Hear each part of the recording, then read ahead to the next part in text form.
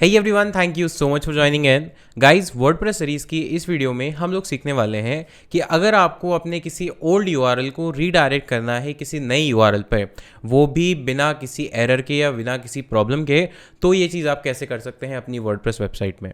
आपको समझाने के लिए मैंने यहाँ पर एक सिनेरियो लिया है। ये जो वेबसाइट है मेरी, उसके जो पेजेस हैं वो गूगल में ऑलरेडी रैंक कर रहे हैं। जैसे फॉर एग्जांपल यहाँ पर एक कॉन्टैक्ट का पेज है जो कि गूगल के सर्च इंजन में दिखाई दे रहा है, और अगर मैं इस पर क्लिक करता हूँ तो अभी के लिए मैं अपने कॉन्टैक्ट पेज पर आ जाता हूँ।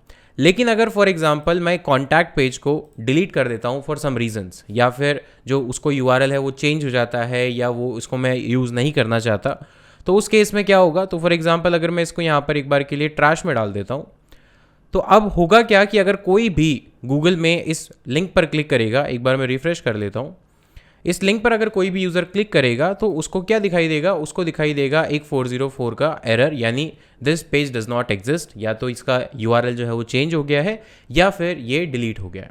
ऐसे केस में जब ये एरर आपके सामने आती है किसी भी पेज पर, तो इसको बोलते हैं 404 error. It means page not found या फिर यूआरएल नॉट फाउंड। ऐसे केस में आपके जो एसईओ की एक्टिविटी है या जो मार्केटिंग की एक्टिविटी है उन पर इम्पैक्ट पड़ता है, बिकॉज जो यूआरएल ऑलरेडी इंडेक्स हो चुके हैं या फिर ऑलरेडी आपने ईमेल मार्केटिंग या व्हाट्सएप मार्केटिंग के थ्रू उस यूआरएल को ऑलरेडी बहुत सारे यूजर्स को सेंड कर दिया है। ऐसे केस में अगर वो यूआरएल चेंज होता है या आप किसी और यूआरएल पर रीडायरेक्ट करना चाहते हैं यूजर को, सो दैट ये एरर उसके सामने नहीं आए, इसको करने के लिए बहुत ही सिंपल स्टेप है। आपको आना है अपने वर्डप्रेस डैशबोर्ड में, जाना है प्लगइन्स के सेक्शन पे और क्लिक करना है ऐड न्यू पर। यहाँ पर एक सिंपल प्लगइन हमें नीड होगी, सिंपल प्लगइन की, जिसका नाम है, हम सर्च करेंगे रीडायरेक्शन। यहाँ पे हम सर्च करेंगे रीडायरेक्शन। तो बेसिकली एक छोटा सा प्लगइन है जिसकी हेल्प से आप अपने रीडायरेक्शंस को मैनेज कर सकते हैं। ये प्लगइन है रीडायरेक्शन बाय जॉन। इसको आपको इंस्टॉल करना है और एक बार जैसे इंस्टॉलेशन फिनिश हो जाती है आपको इसे एक्टिवेट करना है। तो यहाँ पर इंस्टॉलेशन फिनिश होने का हम लोग वेट करते हैं और अब इसको कर देते हैं एक्टिवेट। तो इस प्लगइन के थ्रू हम सारे अपने जितने भी रीडायरेक्शंस हैं उनको मैनेज कर सकते हैं। अब इस प्लगइन को एक्टिवेट करने के बाद इसकी सेटिंग्स में चलते हैं, तो ये मिलेगा आपको टूल्स के अंदर और रीडायरेक्शन के अंदर आपको क्लिक करना है। यहाँ पर ये जब पहली बार आप इसको ओपन करेंगे तो ये वेलकम टू रीडायरेक्शन एक वेलकम स्क्रीन आएगी, जिसको आपको स्क्रॉल करना है। स्टार्ट सेटअप पर क्लिक करेंगे और जो भी चेक बॉक्स है अगर आप उनको चेक करना चाहते हैं, यानी ये इन्फॉर्मेशन आप स्टोर करना चाहते हैं, तो आप क्लिक कर दीजिए, अदरवाइज आप कंटिन्यू पर क्लिक कर दीजिए। टेस्ट कर रहा है एंड देन फिनिश सेटअप। तो विद इन कुछ ही मिनट में ये आपके सेटअप हो जाएगा और आप कंटिन्यू पर क्लिक कर सकते हैं। अब देखिए ये है इसका इंटरफेस जहां पर हम इसको यूज़ करने वाले हैं। तो अभी के लिए हमारा पर्पस था कि जो कॉन्टैक्ट पेज है उसको हमने डिलीट कर दिया है, तो अब जो भी यूज़र कॉन्टैक्ट पे विजिट कर रहा है उसको हमें होम पे रीडायरेक्ट करना है फॉर एग्जाम्पल।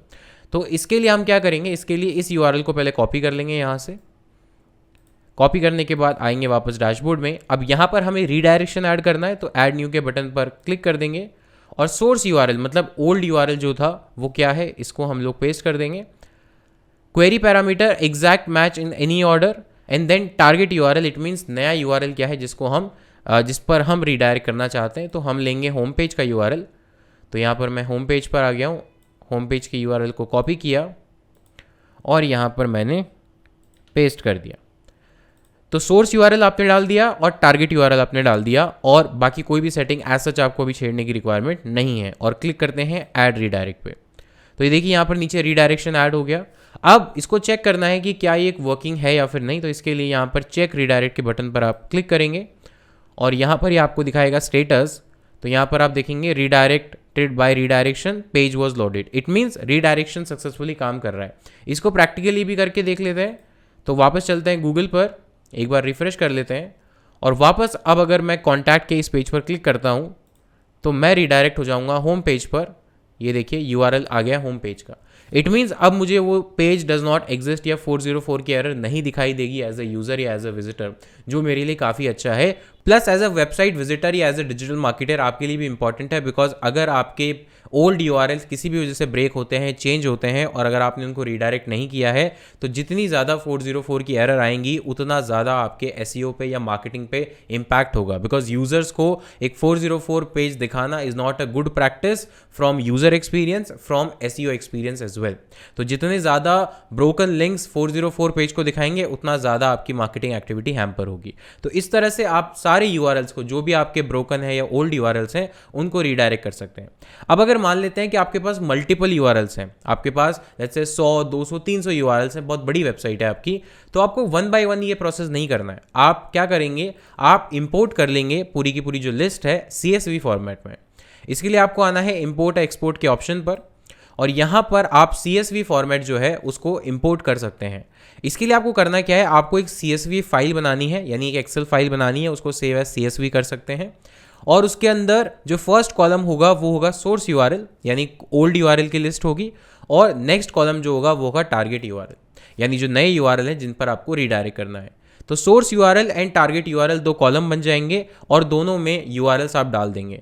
उसको सेव करने के बाद आप CSV में उसको डाउनलोड कर लीजिए या सेव कर लीजिए, एंड देन यहाँ से ऐड फाइल पर क्लिक करके अपलोड कर दीजिए और इंपोर्ट के बटन पर क्लिक कर दीजिए। इससे होगा क्या, इससे आपके जितने भी यूआरएल हैं, 100, 200, 300, 500, कितने भी यूआरएल्स हैं, वो सारे के सारे रीडायरेक्ट हो जाएंगे। और जैसे ही एक बार वो सारे रीडायरेक्शन सक्सेसफुली इंप्लीमेंट हो जाएंगे तो वो आपको दिखेंगे रीडायरेक्ट के इस ऑप्शन पर। और जैसे मैंने आपको बताया कि चेक करने के लिए आपको क्लिक करना है चेक रीडायरेक्ट पर, और यहाँ पर अगर आपको 200 या 200 स्टेटस दिखता है, इट मीन्स आपका रीडायरेक्शन सक्सेसफुली काम कर रहा है। तो गाइज इस तरह से आप भी अपनी वर्डप्रेस वेबसाइट में रीडायरेक्शन लगा सकते हैं, ओल्ड यूआरएल्स को नए यूआरएल पर रीडायरेक्ट कर सकते हैं, वो भी बिना टेक्निकल नॉलेज के। अगर वीडियो अच्छी लगी है तो लाइक कर देना, चैनल पर पहली बार आए हो तो सब्सक्राइब कर देना, बेल आइकन को दबा देना, सो दैट इसी तरह की वीडियोस का नोटिफिकेशन आपको सबसे पहले मिलता रहे। मिलता हूं आपसे नेक्स्ट वीडियो में, तब तक के लिए take care, thank you so much, have a nice day.